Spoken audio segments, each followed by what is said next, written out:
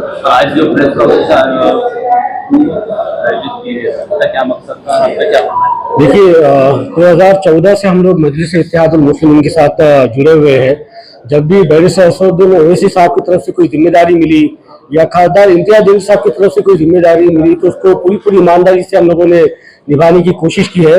मैं शुक्रगुजार हूँ बैरिस्टर असदुद्दीन ओवैसी साहब का और इम्तियाज जलील साहब का, जिन्होंने मुझे सिटी प्रेसिडेंट के अहदे से नवाजा था। 2017 से लेकर 2021 तक मैंने सिटी प्रेसिडेंट के अहदे पर काम किया, शहर के अंदर संगठनों को मजबूत किया।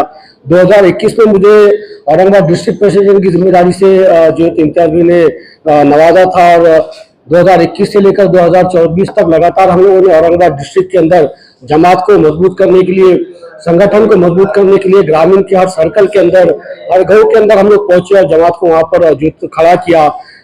2024 के जो हमारे एमपी इलेक्शन का रिजल्ट आया, कहीं ना कहीं मुझे लगता है कि मेरी भी जिम्मेदारी बनती है कि ऐसा रिजल्ट अगर आया है तो उसकी जिम्मेदारी मुझ पर भी आती है कि क्या कमी रह गई, कहाँ हम गलत हो गए या क्या खामी हमसे रह गई जिसकी वजह से ऐसा रिजल्ट आया है। तो मैं एज अ डिस्ट्रिक्ट प्रेसिडेंट आज राजीनामा दे रहा हूँ, क्योंकि मुझे लगता है कि ये एमपी इलेक्शन का जो रिजल्ट आया था उसकी कहीं ना कहीं मुझ पर भी जिम्मेदारी बनती है।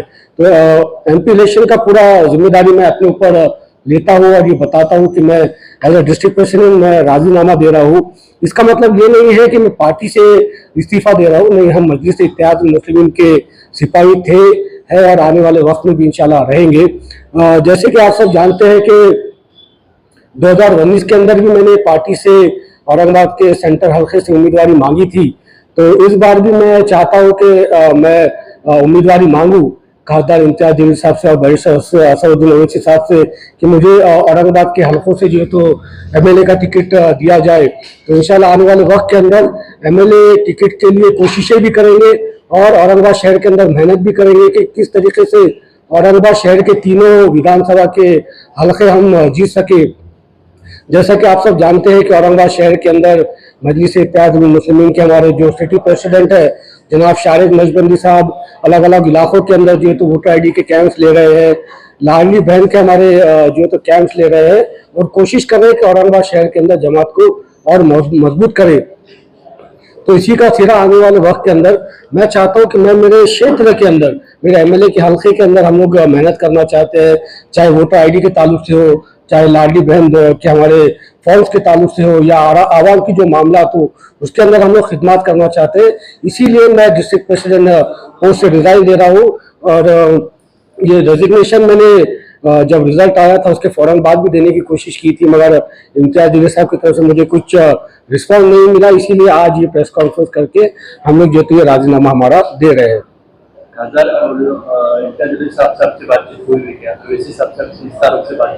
नहीं, रेजिग्नेशन के ताल्लुक से कोई बात नहीं हुई है। मैंने स्टार्टिंग में जब मैं जैसा बताया कि जैसा एमपी इलेक्शन का रिजल्ट आया था उसके फौरन बाद ही मैं चाहता था कि मैं डिस्ट्रिक्ट प्रेसिडेंट पोस्ट से रिजाइन करूं, मगर क्योंकि इम्तियाज भाई की तरफ से कोई रिस्पॉन्स नहीं आया तो आज हम लोग डिस्ट्रिक्ट प्रेसिडेंट शिफ्ट से रिजाइन दे रहे हैं और ये हमारी मांग है कि हमको औरंगाबाद के सेंटर हल्के से या पूर्व हल्के से एमएलए की उम्मीदवारी दी जाए।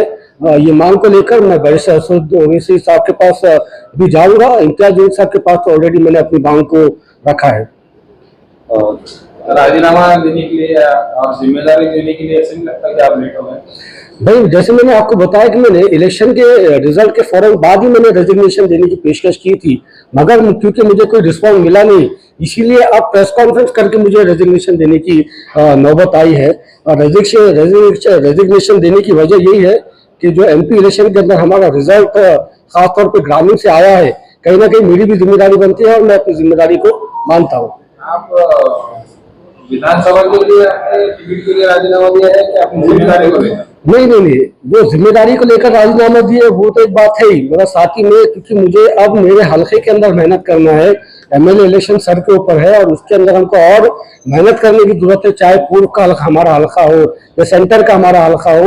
इन हल्कों के अंदर वोटर आईडी के कैंप्स और लेने की जरूरत है और जो वोटर आईडी जो कैंसिल कर दिए गए हैं उनको दोबारा जिंदा करने की जरूरत है। तो यही काम को लेकर जो तो अब मैं डिस्ट्रिक्ट में ज्यादा वक्त नहीं दे पाऊंगा, मैं अपने विधानसभा हल्के में वक्त देना चाहता हूँ। इसी को मद्देनजर रखते हुए हम लोग ये तो राजीनामा दे रहे हैं। सर चर्चा है कि इम्तियाज जलील साहब मध्य से इलेक्शन लड़ने वाले हैं। तो बिल्कुल तो इस दौरान अगर आपको टिकट नहीं मिलता है तो आपका क्या डिसीजन? औरंगाबाद शहर के अंदर 3 हलके हैं, जिसमें से एक रिजर्व है, एक ईस्ट है और एक सेंटर है। दोनों सीट के ऊपर आज किसी की दावेदारी मैं नहीं समझता हूँ कि है, चाहे इम्तियाज भाई हो या डॉक्टर गफ्फार कादिर साहब हो। जो भी नाम फाइनल होंगे वो फाइनल करने का अधिकार मेरे सुप्रीमो बैरिस्टर असदुद्दीन ओवैसी साहब के पास है।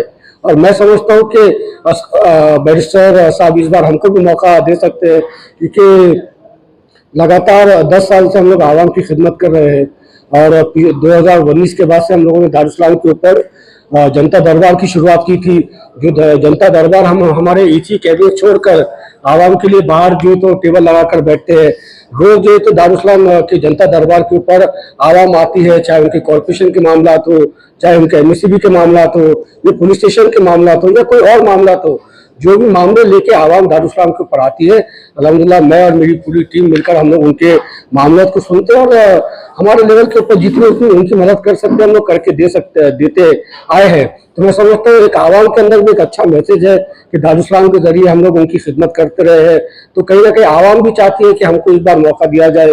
और साथ ही में जमात के भी जो हमारे सिपाही है, जो हमारा कैडर है, कहीं ना कहीं वो भी चाहता है कि इस बार जो हमको मौका दिया जाए। और मैं बैरिस्टर असदुद्दीन ओवैसी साहब से और इम्तियाज जलील साहब से गुजारिश करूंगा कि 2019 के अंदर भी हम लोगों ने कोशिश की थी, मगर किसी वजह से हम कम पड़ गए, फिर कुछ और आ गया, तो हम लोगों ने जमात का साथ नहीं छोड़ा। हम लोग खिदमत करते रहे, आज भी जमात के साथ मौजूद है, आगे भी रहेंगे। हमारी मांग ये है कि इस बार हमको भी मौका दिया जाए।